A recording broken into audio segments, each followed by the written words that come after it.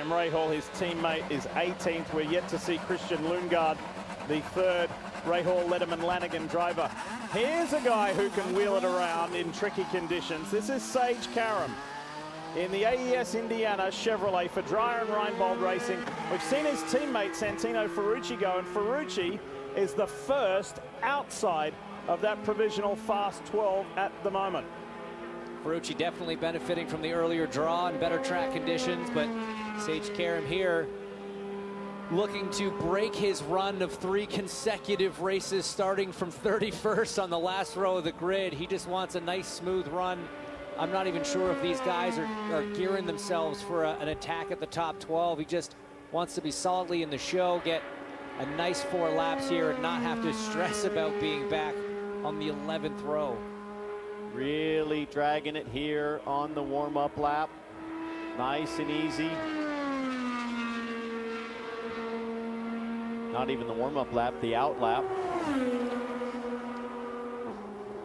Let's just go back as Sage Karam builds to speed. Let's just go back to Alexander Rossi. You are that mad, A, because you want to be at the top as a race car driver. B, you just want to be a little bit quicker and be in that fast 12. Or C, you are just loathing the fact that you have to go out again and put it all on the line again. Which one? All right, guys, it's 12:53. We will get started right about 1 o'clock. Going to change up the racing format a little bit this afternoon.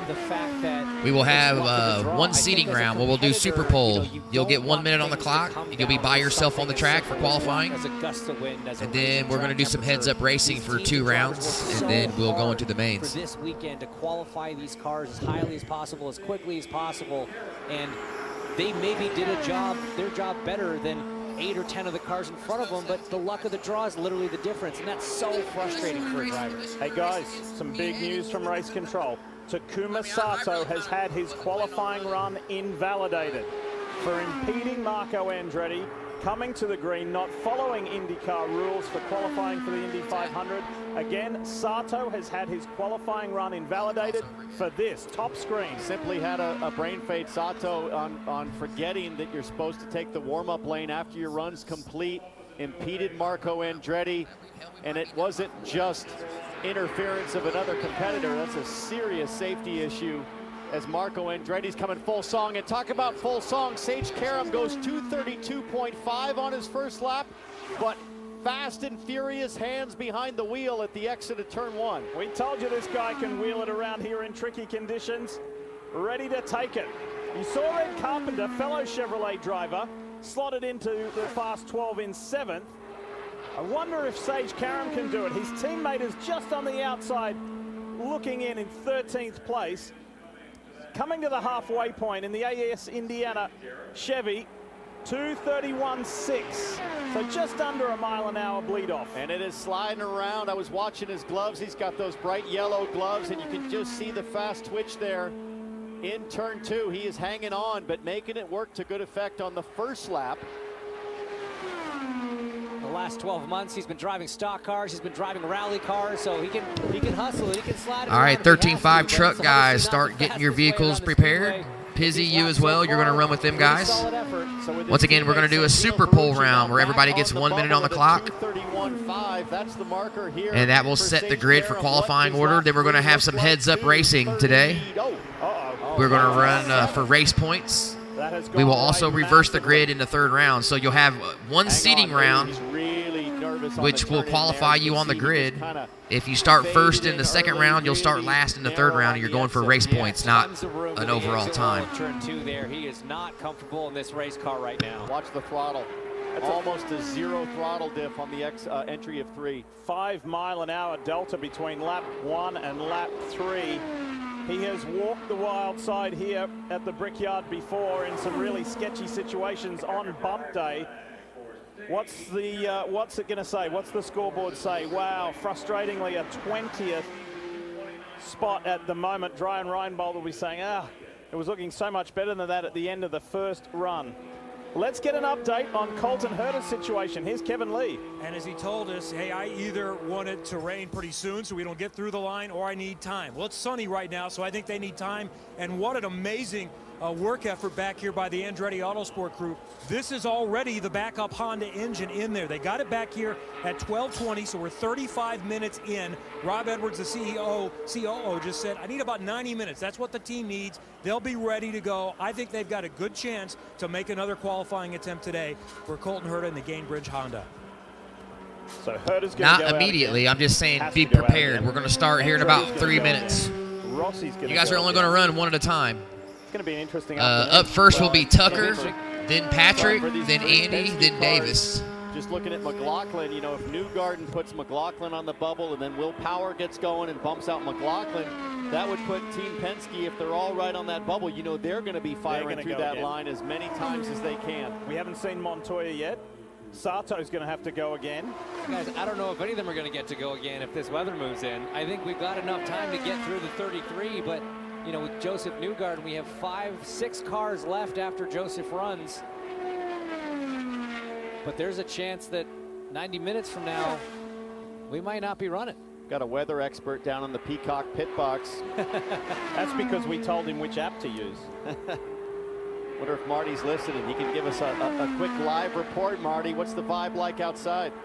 It is windier down here, Townsend. Yes, Steve and I are both weather experts, just in case you want to know. So what we're predicting is rain is going to come, but we're obviously going to get everybody in the 33, or the 32 that are going to go out, 31 without Juan Pablo, as Joseph Newgarden's on his lap here. But the wind, Steve, that's the big thing, the big topic. It's going to pick up in the next hour with 21-mile-an-hour gusts, and it's also shifted again, now blowing from 1 to turn 4, turn 3. Intensity and direction only makes the choices on this pit lane more difficult. How much downforce, what balance. It's quite fascinating. As I say that, 242 from Joseph Newgarden at the end of the back straightaway. So my question, Townsend, like 242, that was what we saw when we had that tailwind.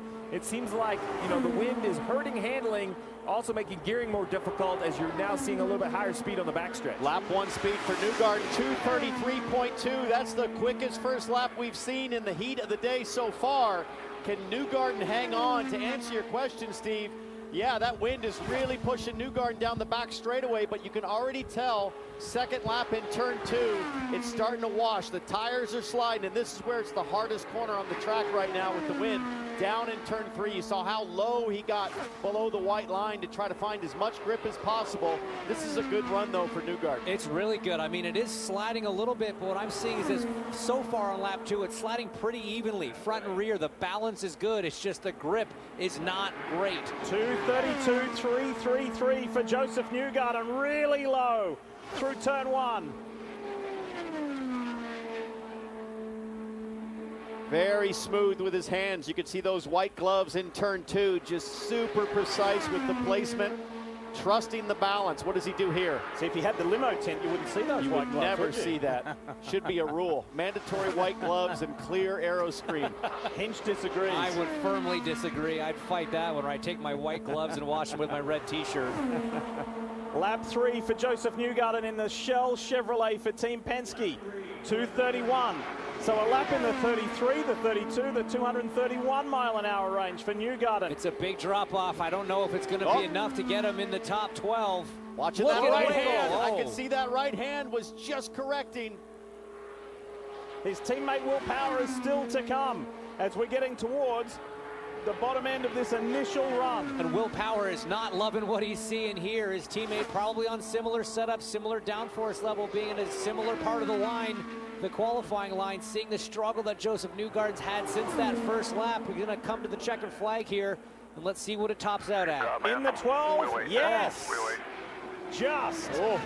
2:29.6. Team Penske owning the bubble right now.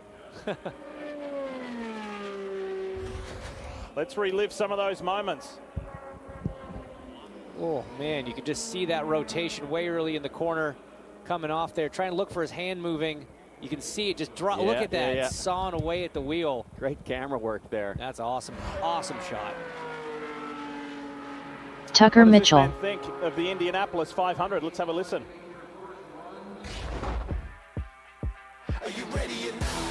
The trophy behind me is definitely the one thing missing on my resume.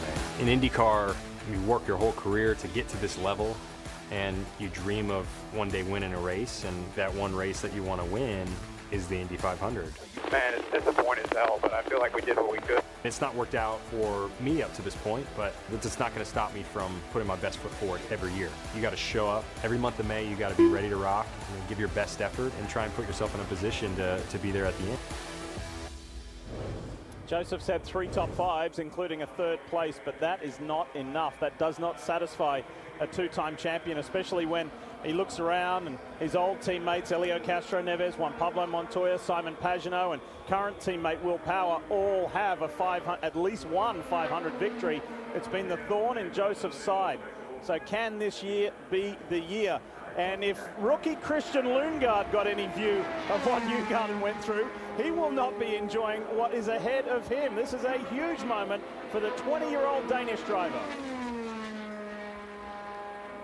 Huge moment and a huge challenge, Lee. We've now broken 110 degrees on track temperature. And as we've said, guys, these cars haven't been particularly strong in the RLL group right now. So we'll see how Christian Lundgaard gets through this rookie run. But let's go down to the pits in the meantime. Yeah, we'll keep an eye on this, but we wanted to check in with Dale Coyne, one of the owners of the number 51 Takuma Sato car, along with Rick Ware. All right, a DQ for qualifying. What do you make of it? Gives us a chance to go out and get back up to P1 where we've been all week. So disappointing that what happened there, but you know, we get back out. Now we go right in the quick line and get back out before the rain comes in 2:30 or so. What's the communication like on that situation? Is the driver expected to know ahead of time, or does the team need to let him know where he needs to be? It was coming in the pit, so he should have known he should pit off the back straight. I think there's so much going on in qualifying laps. You got weight checkers and sway bars, so much in your head. When it's over, you think, oh, it's over. And we were disappointed in our time because we've been quick all week, so we know we can go quicker. So we're looking forward to going back out, and he'll be fine. Takuma knows his way around this place. Thanks, Dale. Yeah, that's a fair point. A lot going on, but then you could argue both sides. You should also know the rules. As we get back to it, 2:27.5 the first lap for Christian Lundgaard in the People Ready Honda for Rahal, Letterman, Lanigan. Yeah, Lundgaard really struggling to trust the car on the out lap and the first flying lap. Not flat off of 4 to start the run, not flat in turn 1. Let's see what it looks like now. He's starting to find a little more confidence, but still pretty big lift in turn 3. Here's 4, almost flat in 4. We call that driver flat. Yeah. That's what, when you say with your engineers, like, I was flat. No, you weren't. Look at those little squiggles.